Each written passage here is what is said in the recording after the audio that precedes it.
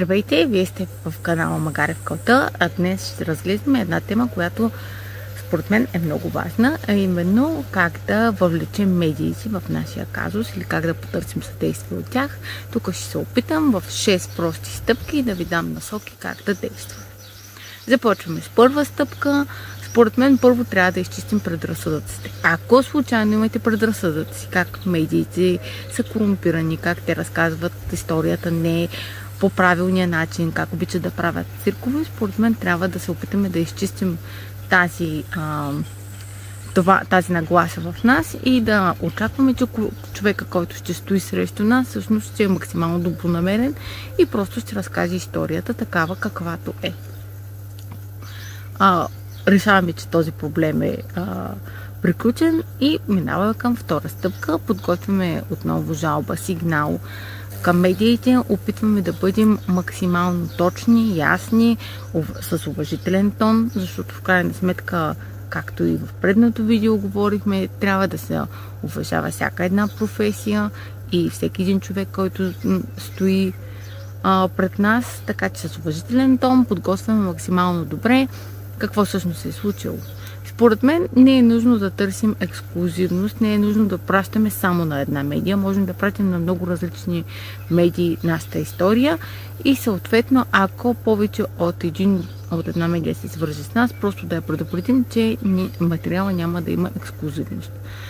Сега вече, зависимост от политиката на медиите, могат да кажат, ние искаме само пред нас да го разкажете, от тук нататък вече вие ще си прецените дали и как ще действате. И сега идва ред. Знам, че това всъщност е най-трудната стъпка според мен, да застанеш пред камера. Самата аз, въпреки че съм заставала пред камера доста често, въпреки че и сега заставам пред камера почти всяка седмица заради този канал, когато идва ред с снимките, започвам да се притеснявам, дали ще изглеждам добре, дали ще говоря достатъчно добре, дали ще говоря убедително.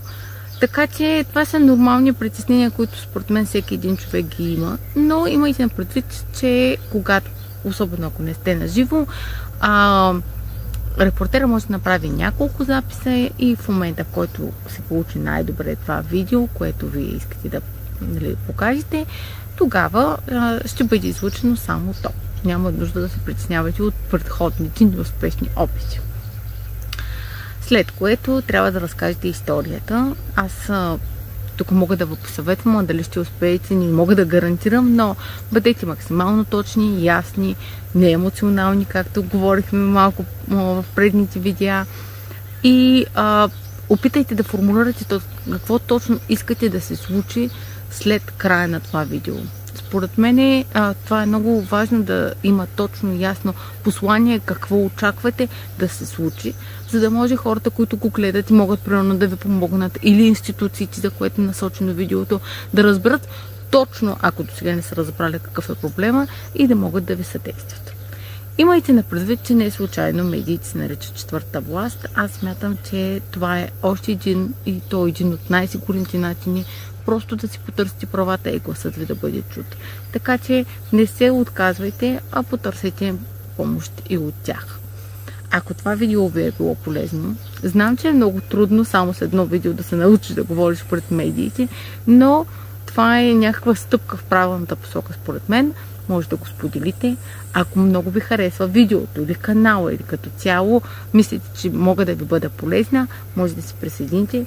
А ако имате някакви въпроси, коментари, забележки, на magarevkalta@gmail.com може да го направите. Благодаря ви!